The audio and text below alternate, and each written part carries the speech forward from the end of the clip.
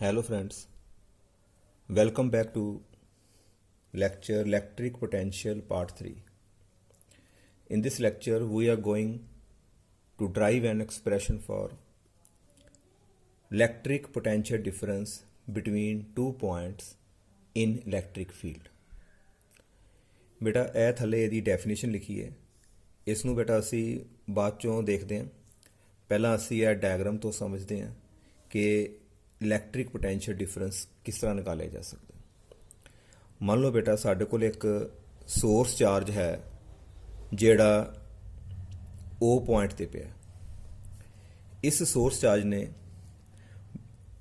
ਆਪਣੇ ਆਲੇ ਦੁਆਲੇ ਰੇਡੀਅਲੀ ਆਊਟਵਰਡ ਬੇਟਾ ਇਲੈਕਟ੍ਰਿਕ ਫੀਲਡ ਪ੍ਰੋਡਿਊਸ ਕੀਤਾ।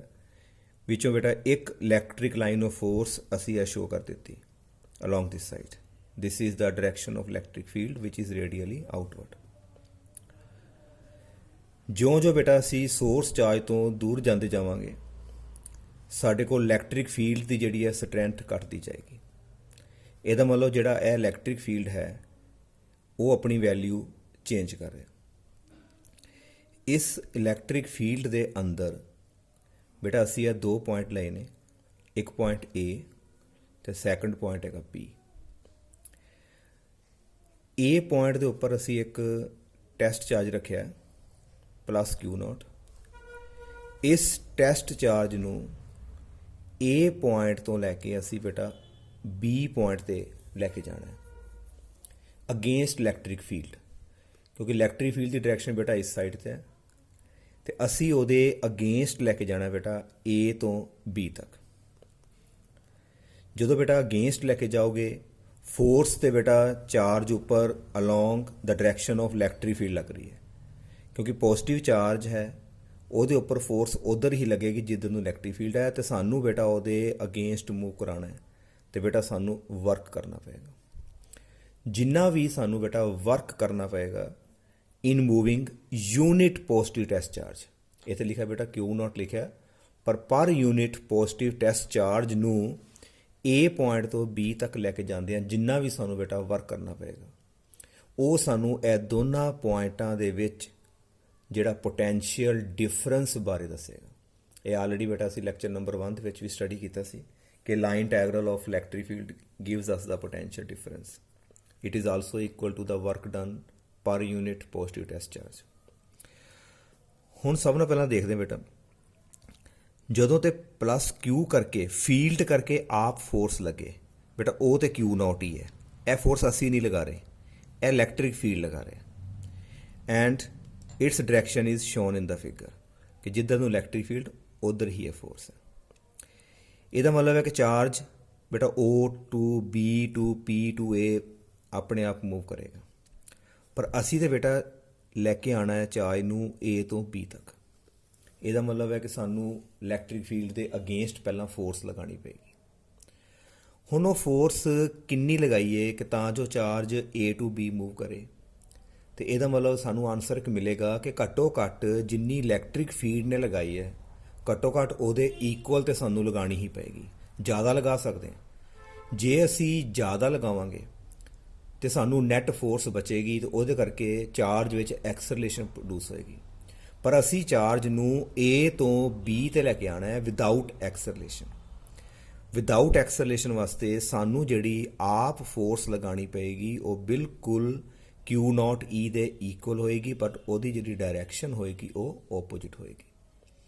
ਇਸ ਕਰਕੇ ਆਹ ਫੋਰਸ ਤੇ ਬੇਟਾ ਇਲੈਕਟ੍ਰਿਕ ਫੀਲਡ ਨੇ ਅਪਲਾਈ ਕੀਤੀ ਤੇ ਜਿਹੜੀ ਅਸੀਂ ਫੋਰਸ ਲਗਾਵਾਂਗੇ, ਅਸੀਂ ਫੋਰਸ ਲਗਾਉਣ ਦਾ ਮਤਲਬ ਹੈ ਕਿ ਜਿਹੜਾ ਐਕਸਟਰਨਲ ਏਜੰਟ ਫੋਰਸ ਲਗਾਏਗਾ in bringing a charge from A to B that will be equal to minus Q0 E। ਹਾਂਜੀ ਬੇਟਾ ਕਲੀਅਰ, ਕਿਉਂਕਿ we want to bring the unit positive charge from A to B without acceleration. Without acceleration. Now suppose at any time the charge particle reaches at point P। Charge particle ਤੁਹਾਡਾ ਬੇਟਾ P point ਤੇ ਪਹੁੰਚਿਆ। ਜਦੋਂ charge particle P point ਤੇ ਪਹੁੰਚਿਆ ਉਸ ਜਗ੍ਹਾ ਤੇ ਅਸੀਂ ਇਲੈਕਟ੍ਰਿਕ ਫੀਲਡ ਦੀ ਜਿਹੜੀ ਵੈਲਿਊ ਅਜ਼ਿਊਮ ਕੀਤੀ ਹੈ ਬੇਟਾ E। क्योंकि इलैक्ट्रिक फील्ड बेटा चेंज हो रहा है।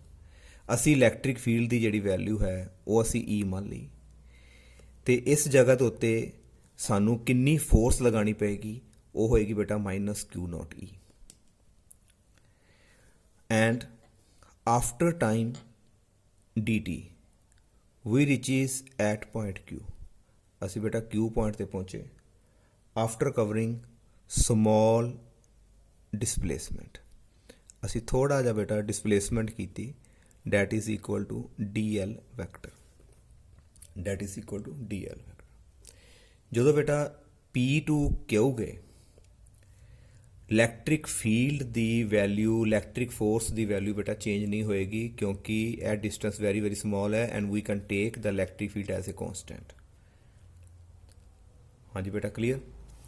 ਇਹਦਾ ਮਤਲਬ ਹੈ ਕਿ P to Q ਜਾਂਦੇ ਆ, ਸਭ ਨਾਲ ਪਹਿਲਾਂ ਬੇਟਾ ਅਸੀਂ ਸਮੋਲ ਵਰਕ ਨਿਕਾਲਾਂਗੇ ਕਿ ਜਦੋਂ ਚਾਰਜ P to Q ਪਹੁੰਚਿਆ ਉਦੋਂ ਕਿੰਨਾ ਵਰਕ ਕੀਤਾ, ਪਰ ਅਸੀਂ ਤੇ ਵਰਕ ਨਿਕਾਲਣਾ ਹੈ ਕਿ A to B ਖੜਨਾ ਐਕਚੁਅਲੀ, ਤੇ ਫਿਰ ਅਸੀਂ ਟੋਟਲ ਵਰਕ ਨਿਕਾਲਣ ਦੇ ਲਈ ਅਸੀਂ ਕੀ ਕਰਾਂਗੇ, ਇਹਦੀ ਇੰਟੈਗਰੇਸ਼ਨ ਕਰ ਦਾਂਗੇ, because electric field is not constant, that's why we are using the integration method.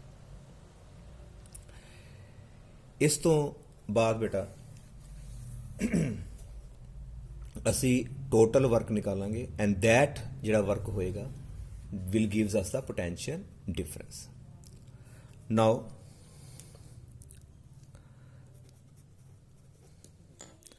suppose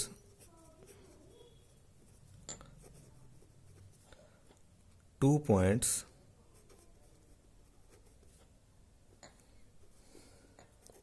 A and B are present in the electric field. We want to bring a unit positive test charge from A to B against electric field. Therefore, we have to apply force equal to and opposite to, equal to and opposite to force applied by electric field। बेटा जो ਅਸੀਂ discuss ਕੀਤਾ ਨਾਲ ਮੈਂ ਥੋੜਾ ਥੋੜਾ ਲਿਖ ਦਿੱਤਾ, ਜੇ ਕਿਸੇ ਨੇ ਨੋਟ ਕਰਨਾ ਤਾਂ ਬੇਟਾ ਨੋਟ ਕਰ ਸਕਦੇ।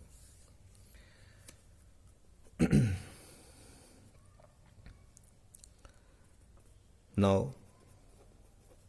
small amount of work done from P to Q is given by, बेटा small amount of ਜਿਹੜਾ work done ਹੈ ਪਹਿਲਾਂ ਅਸੀਂ ਉਹਨੂੰ ਨਿਕਾਲ ਦੇਣਾ। Now small amount of work done from P to Q will be given by dW is equal to, now beta work done the formula force dotted with displacement, force dotted with displacement। now force ਜਿਹੜੀ force ਬੇਟਾ ਅਸੀਂ ਲਗਾ ਰਹੇ ਹਾਂ that will be equal to minus Q naught E dotted with displacement dl आ जाएगी। now minus Q naught E vector dot dl. But dl vector is opposite to electric field. ਬੇਟਾ electric field ਇਸ side 'ਚ ਸੀ ਪਿਛੇ diagram 'ਚ, ਅਤੇ ਅਸੀਂ ਜਿਹੜਾ DL vector show ਕੀਤਾ A to B, ਕਿਉਂਕਿ ਅਸੀਂ ਉਹਦੇ ਬੇਟਾ ਅਗੇਂਸਟ ਆ ਰਹੇ ਹਾਂ। Therefore small amount of work done will be equal to minus Q naught, dot product ਅਸੀਂ ਖੋਲ ਦਾਂਗੇ E DL cos 180, ਕਿਉਂਕਿ ਆਪੋਜਿਟ ਨੇ, ਇਹਦਾ ਮਤਲਬ ਦੋਨਾਂ ਵਿੱਚ ਜਿਹੜਾ ਬੇਟਾ ਐਂਗਲ ਹੋਏਗਾ ਉਹ 180 ਡਿਗਰੀ ਹੋਏਗਾ। And cos 180 degree is equal to -1, therefore dw equal to minus Q naught E dl minus 1. Minus minus cancel plus, and we get small work done is equal to Q naught E dl. ਹਾਂਜੀ ਬੇਟਾ, ਇਸ ਤੱਕ clear. ਪਿੱਛੇ ਪਹਿਲਾਂ ਅਸੀਂ ਬੇਟਾ diagram ਦੁਬਾਰਾ ਦੇਖਦੇ ਹਾਂ। ਬੇਟਾ ਜਦੋਂ ਅਸੀਂ A ਤੋਂ B ਗਏ, ਇਹ ਡਿਸਟੈਂਸ ਮੂਵ ਕਰ ਰਹੇ ਹਾਂ ਅਸੀਂ DL, ਜਿਉਂ ਅਸੀਂ ਬੇਟਾ A ਤੋਂ B ਜਾਵਾਂਗੇ, ਸਾਡੀ ਜਿਹੜੀ ਬੇਟਾ R ਦੀ ਵੈਲਿਊ ਹੈ, R, ਵਾਟ ਇਜ਼ R? ਜਦੋਂ ਬੇਟਾ ਸਾਡਾ ਚਾਰਜ ਐਟ ਐਨੀ ਟਾਈਮ ਬੇਟਾ P ਪੁਆਇੰਟ 'ਤੇ ਪਹੁੰਚਿਆ ਸੀ, ਉਦੋਂ ਅਸੀਂ ਉਹਦਾ ਬੇਟਾ ਡਿਸਟੈਂਸ ਮੰਨ ਲਿਆ ਕਿੰਨਾ ਹੈਗਾ R, ਅਤੇ ਅਸੀਂ ਲੈ ਕੇ ਕਿੱਥੋਂ ਆਏ ਚਾਰਜ ਪਾਰਟੀਕਲ ਨੂੰ? A ਤੋਂ। ਜਦੋਂ ਚਾਰਜ ਪਾਰਟੀਕਲ ਸਾਡਾ A 'ਤੇ ਸੀ, ਉਹਦਾ ਡਿਸਟੈਂਸ ਅਸੀਂ ਅਜ਼ਿਊਮ ਕੀਤਾ ਬੇਟਾ RA, ਅਤੇ ਲੈ ਕੇ ਜਾਣਾ ਬੇਟਾ ਅਸੀਂ ਉਹਨੂੰ B ਪੁਆਇੰਟ 'ਤੇ, ਅਤੇ ਉਹ ਵਾਲਾ ਡਿਸਟੈਂਸ ਨੂੰ ਬੇਟਾ ਅਸੀਂ ਲਿਖ ਦਿੱਤਾ RP।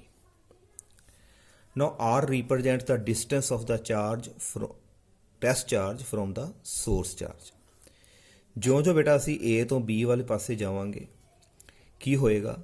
ਸਾਡੇ ਕੋਲ R ਦੀ ਵੈਲਿਊ ਬੇਟਾ ਡਿਕਰੀਜ਼ ਹੁੰਦੀ ਜਾਏਗੀ। ਇਹਦਾ ਮਤਲਬ ਜੇਕਰ DL ਸਮੋਲ ਡਿਕਰੀਜ਼ ਇਨ ਲੈਂਥ ਹੈ, ਇਹਦਾ ਮਤਲਬ ਸਾਡਾ R ਵੀ ਡਿਕਰੀਜ਼ ਹੋ ਰਿਹਾ। ਇਹਦਾ ਮਤਲਬ DL ਨੂੰ ਅਸੀਂ ਬੇਟਾ DR ਦੇ ਇਕੁਅਲ ਲਿਖ ਸਕਦੇ ਹਾਂ, ਪਰ ਨਾਲ ਬੇਟਾ ਅਸੀਂ ਸਾਈਨ ਲਗਾਵਾਂਗੇ ਮਾਈਨਸ, ਕਿਉਂਕਿ ਜਿਉਂ ਅਸੀਂ ਬੇਟਾ A ਤੋਂ B ਜਾਂਦੇ ਹਾਂ, ਸਾਡੀ ਜਿਹੜੀ ਹੈ ਵੈਲਿਊ R ਦੀ ਡਿਕਰੀਜ਼ ਹੁੰਦੀ ਜਾਂਦੀ ਹੈ। Therefore DL equal to minus DR।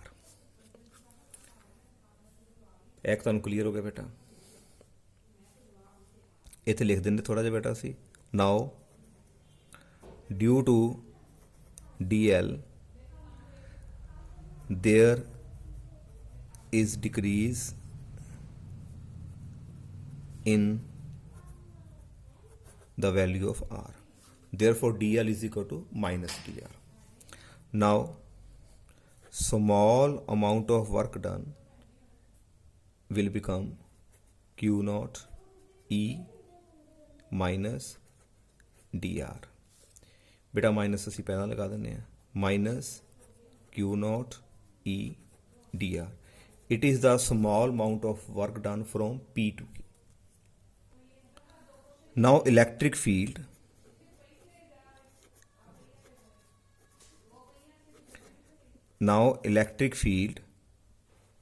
at point P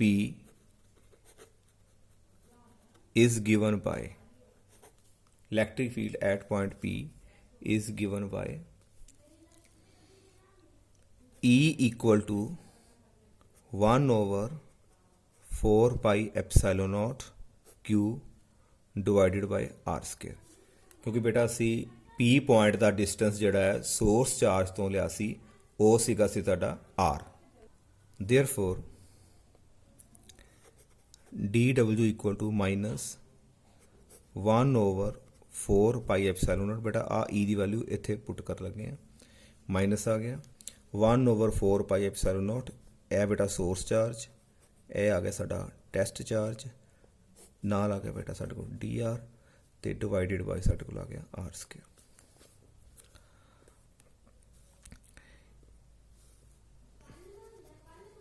now total work done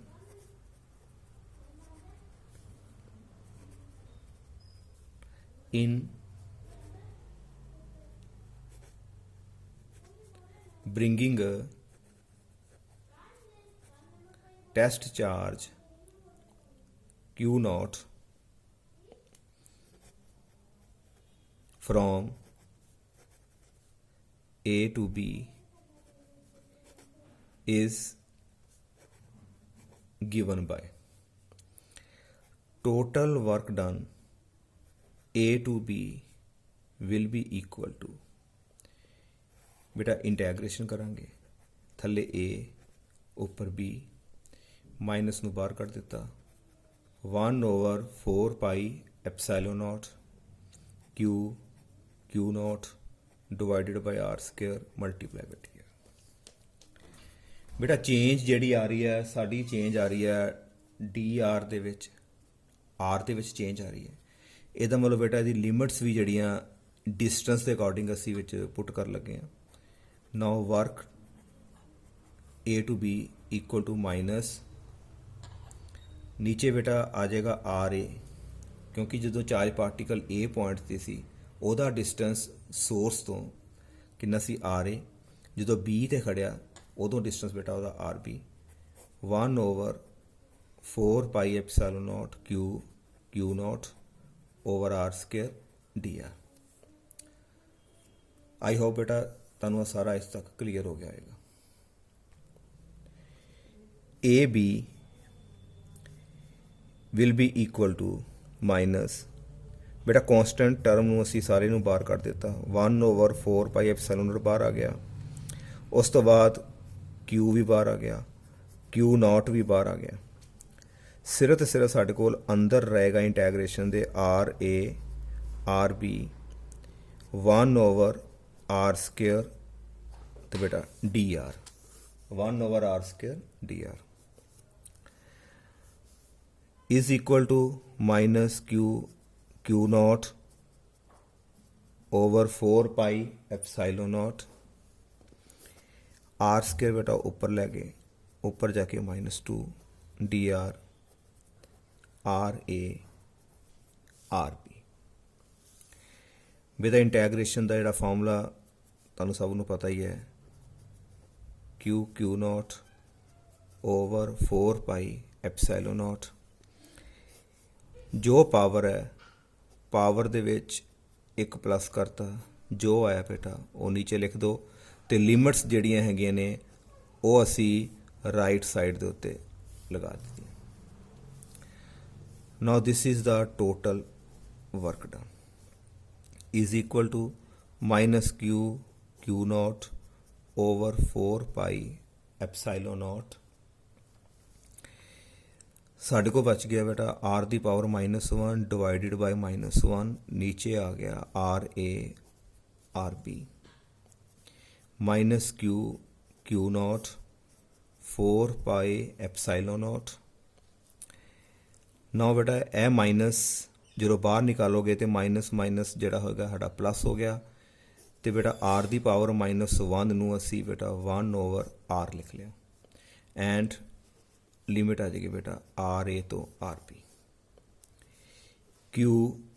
Q naught over 4 पाई एप्सिलॉन नॉट, सब ना पहला बेटा असी अपर लिमिट पुट करांगे, साढ़े को आ जाएगा 1/R की जगह पर आ जाएगा RB minus 1/RA, upper limit minus lower limit.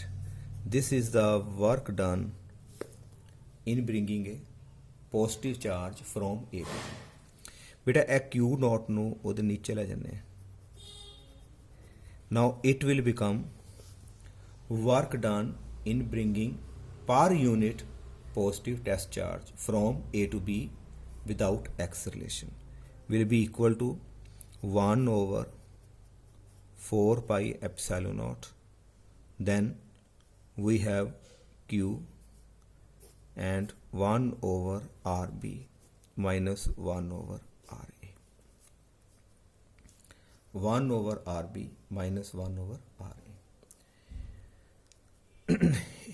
जे ब्रैकेट ਆਪਾਂ ਜਿਹੜੀ ਇਹਦੀ ਬ੍ਰੈਕਟ ਖੋਲ ਦਈਏ ਸਾਡੇ ਕੋਲ ਆ ਜਾਏਗਾ 1/4πε0 Q over RB minus 1/4πε0 Q divided by RA। बेटा इन्ना वर्क किया तुसी एक यूनिट पॉजिटिव टेस्ट चार्ज नू A पॉइंट तो असी बेटा B पॉइंट ते खड़े। Now according to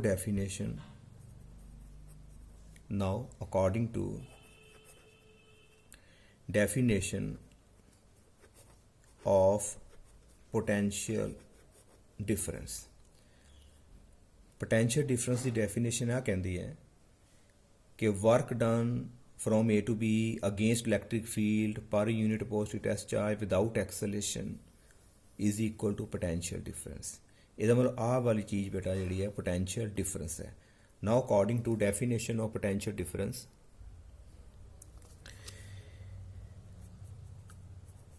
this work done will be equal to VB minus VA। बेटा आ ਜਿਹੜਾ वर्क done ਕੀਤਾ ਹੈ A to B ਉਹ ਸਾਨੂੰ ਦੋਨਾਂ ਪੁਆਇੰਟਾਂ ਵਿੱਚ ਪੋਟੈਂਸ਼ੀਅਲ ਡਿਫਰੈਂਸ ਦੱਸੇਗਾ।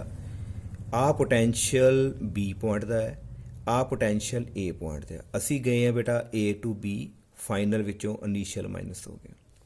ਦੇਅਰਫੋਰ VB minus VA is equal to 1/4πε0 Q over RB minus 1/4πε0 Q over RA।